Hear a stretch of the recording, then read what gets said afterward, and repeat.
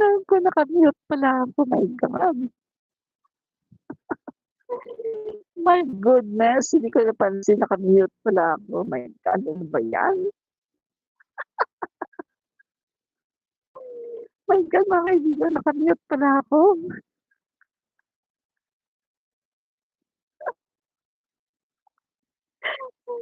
Okay, okay 'no. So, ayusin ko na lang mamaya 'yan i-edit ko na lang 'yan mamaya kapag ano, tatanggalin ko yung mga naka-mute 'no. Grabe. So, ito mga kaibigan 'no, uulitin natin, yung ano, yung doon sa naka-mute, ulitin natin. Okay. So, eto po mga kaibigan, doon tayo sa naka-mute 'no. Okay. Ito yung dini-discuss natin doon sa naka-mute tayo 'no, ito po yung ating dini-discuss. Ito po mga kaibigan, si PBBM po ay nagpagawa po ng, pabahay sa Davao City 'no. So, ito po yung pabahay na pinagawa ni PBBM 'no. Napakasuwerte po ng Davao City dahil kahit na ito ay baluarte ng mga Duterte ay talaga namang, inasikaso ng ating pangulo 'no, at siya po ay nagpagawa ng pabahay 'no, sa Davao City. So, 'yan po ganyan po ang ugali ng pangulo natin, eh. Hindi po niya alintana kung mga supporter niya o hindi ano, basta siya ay magpapagawa ng proyekto. Wala po siyang pakialam kahit na hindi siya binoboto, basta magpapagawa siya ng proyekto 'no. So, eto po mga kaibigan, pakita ko sa inyo, ha. Okay, 'yan. 'Yan po yung, condo type 'no, na pinagawa po ni PBBM sa Davao City. So, basahin po natin, mga kaibigan. Eto yung, ah, batches ng mga buildings in Davao under 4PH program. Ito po ay ready for occupancy 'no. So, eto po mga kaibigan, meron na pong, 4 buildings with 7,200 residential units in Davao City are now ready for occupancy, Malacanang said on Friday. Sa Davao City, 72 na 5-story buildings ang magiging available. 4 sa mga ito ang kumpleto at pwede nang ma-turn over. 'Yan po mga kaibigan 'no, ah, sabi po 'yan ni Attorney Lucy Claire Castro. So bakit po ganito ang mga pinapagawa ng ating pangulo? Bakit po high-rise condominium ang kanyang pinapagawa 'no, si PBBM, bakit po? Kasi ang sabi po ng pangulo, kaunti na lang daw ang, lupa 'no, na hindi na daw sasapat, kaunti na lang ang lupa kaya ang mga pinapagawa po ng pangulo 'no, ng Marcos administration ay mga condominium, high-rise condominium para mas maraming mga pamilya ang makapag-occupy. So ito mga kaibigan, pagpasok po ni PBBM noong 2022, ang report po sa kanya ay merong 6.5 million backlog na pabahay. Merong kakulangan na 6.5 million pabahay. Yan po ay dahil sa mga pangulo na nagdaan na hindi po nagpagawa ng mga pabahay. At isa na po diyan si Duterte na wala pong na-accomplish na mga pabahay. Natatandaan niyo mga kaibigan kung napanood niyo yung sa GMA News, sa ABS-CBN na pinapakita 'no, mga pabahay ni Duterte. Sabi completed, pero mga kaibigan, pinasok 'yun ng reporter ng GMA at pinakita na yung mga ceiling nagbabagsakan, yung mga walls mga leak at wala pong finishing. Tapos nagbabagsakan na yung mga tiles at et cetera, et cetera. Wala pong nakatira kasi nga substandard, nakakatakot na magbabagsakan. So yun po ang pabahay ni Duterte. So maaring isa po 'yan 'no, sa mga ghost project at mga substandard na mga proyekto na nangyari sa panahon ni Duterte na nasayang lang. Kasi mga kaibigan, sa pagkakaalam ko, pinaano yun, hindi talaga pinatirhan yun mga kaibigan, at, pinapagiba yun para ayusin. Kita niyo mga kaibigan na doble trabaho ang ginawa po ni Duterte. Doble trabaho. Si Duterte nagpatayo pero hindi na natirhan. Kaya nung pagpasok ng pangulo natin nakita po yan, mga substandard na mga pabahay. Yan po ay pinagawa ulit, 'no? So, ang pangulo natin, eto ang kanyang ano ngayon, ang kanyang sinasabi na kapag magpapagawa ng mga pabahay kailangan condominium na para marami ang makatira. Bakit po sa Davao inilagay, 'no?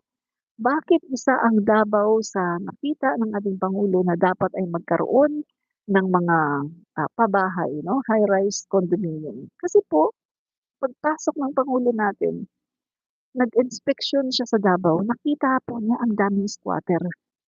Literally nakita po ng pangulo natin na may kakulangan sa pabahay, na na-neglect 'no, na-neglect, napabayaan ng mga Duterte ang mga Davaoenyo. Nakita ng pangulo natin na napakaraming squatter sa Davao City. At in fact mga kaibigan, kung napanood niyo yung 4 kilometers na talaga namang squatter, squatter area sa Davao City, 4 kilometers. Isang area lang yun, hindi pa pinakita yung iba-ibang area, iba-ibang lugar na napakaraming squatters. So, etong mga squatters na 'to, bakit kinikip yan ng mga Duterte? Bakit ayaw nila paggawa ng bahay yung mga squatters sa Davao? Kasi nga mga kaibigan, gusto po nilang i-keep ang mga squatters sa Davao para kapag tuwing eleksyon, ito ay kanilang bino-vote buying at ito ay kanilang mga inuuto sa 150, "O iboto mo kami iboto mo kami." Yan po ang katotohanan mga kaibigan. 'Di ba nasabi nga din yan ni VP Sara Duterte na may mga lugar sa Mindanao talagang depressed area na talagang ginagamit ng politiko para sa kampanya, para sa eleksyon. So ito na yun mga kaibigan. Yan na yun mga kaibigan. Yung sinasabi niya, exactly siya ang gumagawa. The reason why bakit hindi nila inaalis ang mga squatter dahil gusto nilang gamitin sa eleksyon. Anong sabi ni Trillanes? Yung 52 million at 52 billion ni Pulong Duterte, kung talagang meron silang malasakit sa mga taga Davao, yung 52 billion ni Pulong Duterte, pwede na niyang ipagawa yun ng mga low-cost housing at wala nang magiging squatter sa Davao. Pero bakit hindi ginawa? Bakit ibinusa ang 52 billion? Bakit ang daming squatter sa Davao? Nagdipa na ang squatter sa Davao. Kasi gusto ng mga Duterte manatili ang mga squatter para pagdating ng eleksyon, meron silang sinusuhulan, inuuto na sila ay iboto. Yan lang yan mga kaibigan, sa totoo lang, 'no? So, ngayon mga kaibigan, nakita ng Pangulo natin na talagang dapat na magkaroon ng pabahay etong mga squatter area sa Davao. Kaya ang Pangulo natin ay dito po nagpagawa, 'no, sa Davao City. Nagpagawa po siya dito ng the People's Bill 1, 2, and 3 Condominium Project. Yan po mga kaibigan ang pinagawa ng Pangulo natin. The People's Bill 1, 2, and 3 Condominium Project, 'no? So yan po mga kaibigan, patuloy ang programang Pambansang Pabahay para sa Pamilyang Pilipino or 4PH ng Marcos Administration para mabigyan ng maayos at abot-kayang pabahay ang mga Pilipino. The Marcos Administration's Pambansang Pabahay para sa Pamilyang Pilipino or 4PH program will continue to provide proper and affordable housing to Filipinos. Sabi po ni Atty. Claire Castro, 'no? So yan po mga kaibigan, 'pag nakakita po kayo ng mga pinapatayo sa inyong mga lugar na condominium, 'no, mga condo type na mga housing, yan po, tatak Marcos. Marcos. Kasi yan na po ngayon design na pinapagawa ng pangulo natin, condominium na. Hindi na po siya magpapagawa ng mga detached, yung mga bahay na talagang isa-isa lang sila, ano. Hindi na po siya magpapagawa ng ganyan kasi sabi ng pangulo natin kulang na daw tayo sa lupa. So kailangan ang papagawa na ngayon ay mga condominium. So itong the People's Bill 1, 2, and 3 Condominium Project, yan po ay proyekto ng ating Pangulong Bongbong Marcos. So kita mo mga kaibigan, no, ang mga Duterte, hinawakan nila ang Davao City 1987. Hanggang ngayon hinawakan nila ang Davao City. Pero hindi man lang nila naalis ang mga squatter sa Davao. Hindi man lang nila binigyan ng magandang buhay ang mga mamamayan ng Davao City, mga kaibigan. Kasi nga, ang gusto ng mga Duterte ay manatili na maraming squatter sa Davao nang sa ganon, ito ay kanilang magamit tuwing panahon ng kampanyahan. Pero hindi papayag ang Pangulo natin na makita na yung mga kababayan natin ay nakatira lang sa squatter. Nagdurugo ang puso ng Pangulo natin at hindi niya papayagan na ang mga taga Davao ay nananatiling squatter. Kaya yan po, gumawa ang ating Pangulo ng condominium 1, 2, and 3 condominium project at pinapa-implement yan at dyan po ilalagay yung ating mga kababayan na nasa squatter area para magkaroon sila ng maayos at disente na pamumuhay. Kita niyo mga kaibigan kung gaano kasama ang mga Duterte. Nandyan sila, 1987 pa. Hanggang ngayon, mayor pa rin ang mga Duterte. Pero makikita mo, pinapanatili nilang mahirap ang mga taga Davao. Samantalang sila ay nalulunod sa pera, nakahiga sa pera, pinagpapasaan ang buwis ng taong bayan, pinagpapasaan ang pera ng taong bayan. Samantalang ang mga taga Davao ay naghihirap at talaga namang nakatira sa squatter area.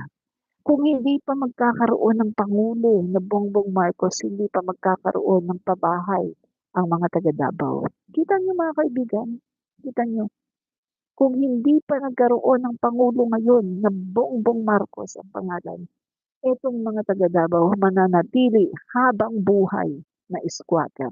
Dahil yan po ang gusto ng mga Duterte na manatili ang mga Davaoenyo na squatter para meron silang binibili na mga boto at sa eleksyon, yan ang kanilang inuuto para sila ay iboto.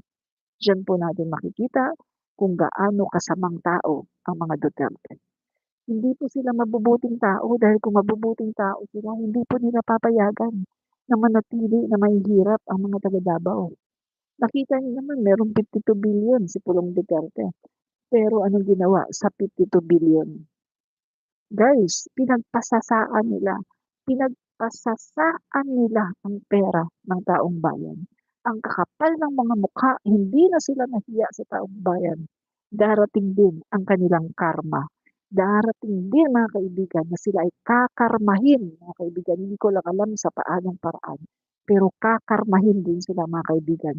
Dahil pinagpasasaan nila ang pera, ang buwis ng taong bayan habang sila naman ay napakayaman na, habang sila naman ay nagpapasasa sa pera ng taong bayan. Ang mga taga Davao naman ay naghihirap at nasa squatter area. Diba? Mga kaibigan, I believe in karma. Darating din ang kanilang karma, no? So, kakarmahin din yan mga kaibigan yung mga yan, no? Yung ginagawa nila sa mga taga Davao. Kakarmahin yan. Hindi naman po pwedeng hindi sila karmahin. Kakarmahin yan sa kanilang ginagawa, no? At hindi po maganda ang kanilang ginagawa sa mga taga Davao. Yan po ay ang ginawa po nila sa mga taga Davao ay pagmamalupit, no, mga kaibigan. Kasi pwede namang mabuhay ng maayos ang mga taga Davao. Pwede namang magkaroon ng disente na bahay. 52 billion. Paggawa mo yan, tigil isang locus housing. Locus housing. Pero hindi po ginawa ni Pulong. Hindi po ginawa ng mga Duterte. Kasi sila po ay matakaw sa salapi at sila lang po ang nakinabang sa pera ng taong bayan. Super kapal ng mga mukha. Hindi na sila nahiya. Grabe ang itim ng kanilang mga budhi, mga kaibigan. Hindi ko alam kung paano sila nakakatulog sa gabi, kung anong ginagawa nila, bakit sila nakakatulog sa gabi. Ang iitim ng kanilang mga budhi na yung pera, yung buwis ng taong bayan ay kanilang pinagpapasaan samantalang ang mga Dabawenyo ay naghihirap. Grabe mga kaibigan ang mga Duterte, mga masasamang tao. Kaya mga kaibigan, hindi na dapat magkaroon pa ng Duterte na Pangulo ng Pilipinas dahil kawawa ang mga Pilipino. Kawawa. Lulustayin lang mga kaibigan ng mga Duterte ang pera ng taong bayan at sila-sila lang ang makikinabang at ang mga Pilipino ay mawawala na naman. Yung ginagawa ng Pangulo natin na paggawa ng mga condominium type ng mga pabahay, mawawala lahat yan. Pag Duterte nang nakaupo, wala nang gagawing proyekto na pabahay. Gagawa, pero puro pagnanakaw lang, ghost project, di ba? Sabi nga ni Digong, ang dami daw ghost project, pero hindi po niya tinuldukan. Alam niya na maraming ghost project, pero hindi po niya winakasan. Ni wala man lang nakulong sa kanyang panahon, ni wala man lang kinasuhan. Ang kanyang sekretary ng DPWH ay nandyan pa rin, si Mark Villar, ni hindi man lang niya sinibak. Dahil baliwala po kay Duterte ang mga kababayan, ang mga Pilipino. Dahil ang aim lang po nila ay ang magnakaw at manatili sa pwesto para wala po silang mga kaso, no? Wala silang, kahit magkaroon sila ng korupsyon, wala silang kaso, no? Kasi sila yung nasa pwesto, ganun po ang gusto ng mga Duterte, mga kaibigan, no? Real talk tayo dito guys, real talk tayo dito. Wala tayong plastikan, walang sugar coating, real talk lang tayo dito. Huwag na po tayong bumoto ng mga masasamang tao dahil ang mga masasamang tao na yan ay hindi po yan makakabuti sa ating bayang Pilipinas. Ibinenta lang po ni Duterte ang West Philippine Sea sa China at patuloy po nilang ibibenta yan. Kapag si Sara Duterte na po ang naupo, mga kaibigan, mababaliwala ang lahat ng effort ng ating Pangulo ang pagtatanggol sa West Philippine Sea.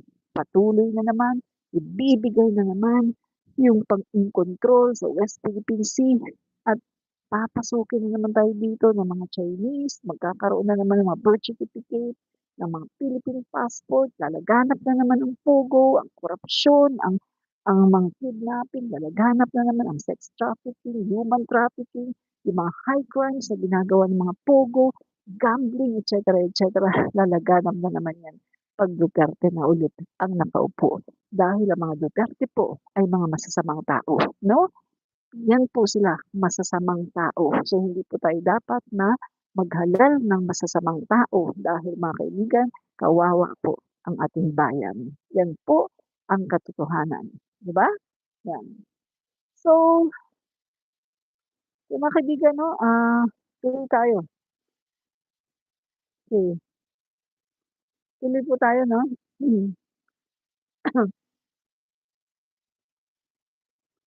Tuloy natin. Ah,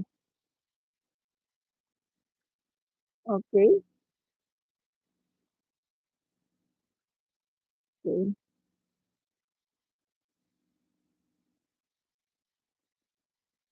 Ah, naluloka na yung isa o sabi nakakaloka daw.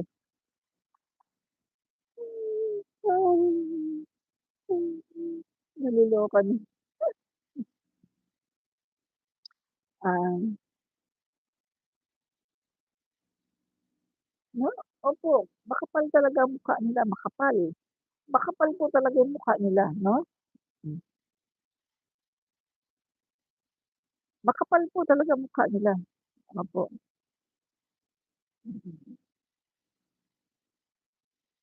Opo, dapat talaga ma-impeach si Sara kasi walang silbi.